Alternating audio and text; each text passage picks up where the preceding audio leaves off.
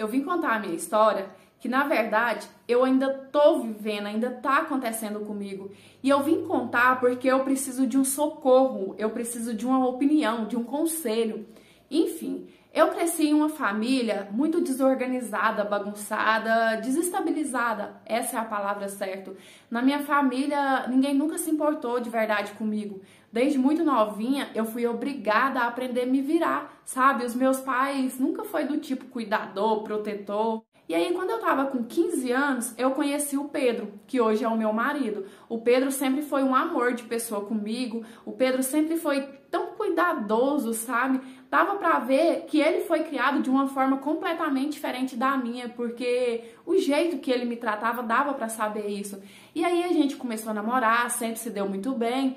Um ano depois, o Pedro acompanhando, né, a minha saga em casa, vendo a bagunça que era a minha família, vendo o quanto eu era jogada, ele me chamou para morar com ele, com os pais dele. Eu amei a ideia, porque também eu era apaixonada no Pedro, eu amava ele e eu sempre fui louca para me livrar daquela situação. Só que eu fiquei receiosa porque a casa não era do Pedro, a casa era dos pais dele. Então eu falei assim, Pedro, primeiro conversa, né, com o seu pai, com a sua mãe, pergunta a opinião deles. Se pra eles tiver tudo bem, eu vou, eu quero demais. E assim ele fez, ele me disse que conversou com eles e eles falaram assim que tudo bem. Então eu já fui logo arrumar as minhas coisas e fui conversar com os meus pais.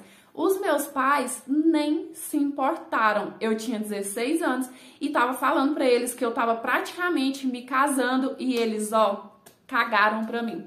Então eu fui. Cheguei lá muito feliz, né, porque eu tava indo morar com o amor da minha vida, mas eu tava muito amedrontada também. Eu era novinha e tava com medo como eu ia ser tratada ali na casa dele, porque a gente ouve tanta história de sogra, né? Só que os pais do Pedro sempre foram um amor comigo. A mãe do Pedro me acolheu de uma forma, ela cuidou de mim do mesmo jeito que ela sempre fez com as filhas dela, nunca teve diferença. O meu sogro também, sabe, foi protetor, defensor, um papel de pai mesmo. Então, assim, acabou que eu me apaixonei nos dois.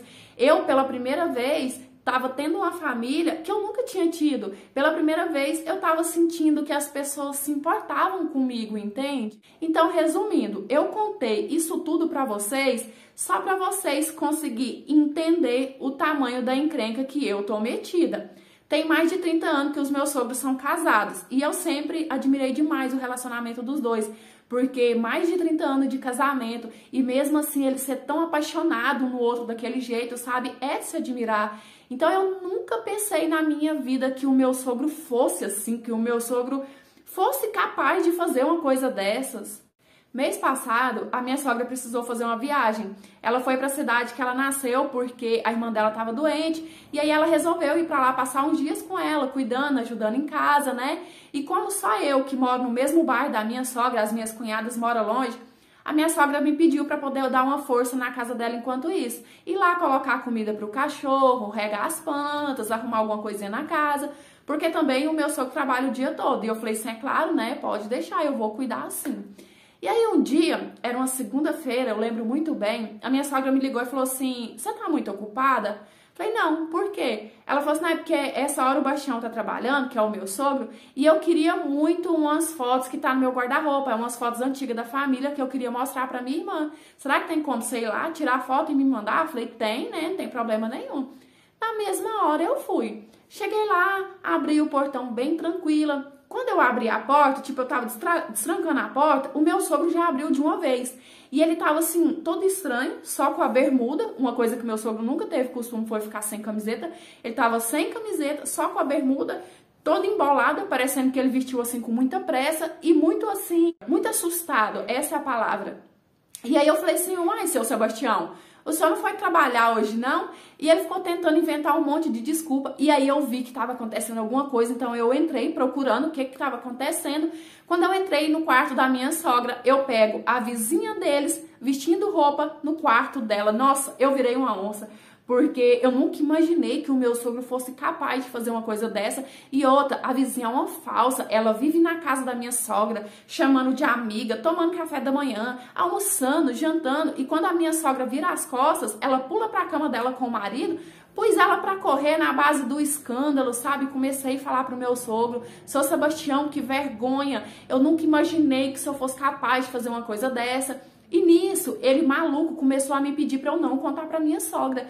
E ele começou a usar a chantagem emocional comigo. Ele falou assim: Andréia, põe a mão na consciência, se você falar, vai destruir nossa família. A gente te acolheu com tanto carinho em casa, eu te considero como uma filha, sabe?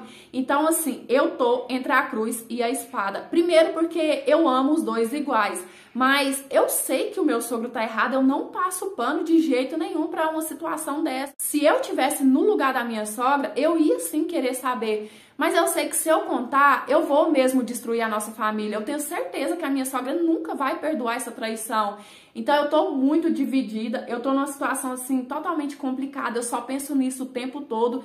E ainda tem um ponto, que se algum dia a minha sogra chegar a descobrir e ela souber que eu já sabia, eu tenho certeza também que ela nunca vai me perdoar. Então eu contei isso aqui porque eu realmente estou perdida, eu preciso de ajuda. Me dá a sua opinião. Se fosse você no meu lugar, você contaria ou não? Oi, meus amores, tudo bem com vocês? Eu espero que sim. Então, a história de hoje, pela primeira vez, eu acho que foi pela primeira vez, sim, não tenho certeza, que foi um pedido de socorro, né? É uma história que ainda tá acontecendo com a menina e ela pediu pra contar aqui, pra pedir ajuda, a opinião de vocês. Então, assim, eu vou dar a minha opinião. Eu sou do tipo de pessoa que eu não conto, sabe? Me julguem, mas eu tenho muito medo, sabe? De estar numa situação dessa, de contar, e aí depois acaba que as duas pessoas ficam bem e eu que saio com a mãe errada. Então, assim, eu tenho medo disso acontecer.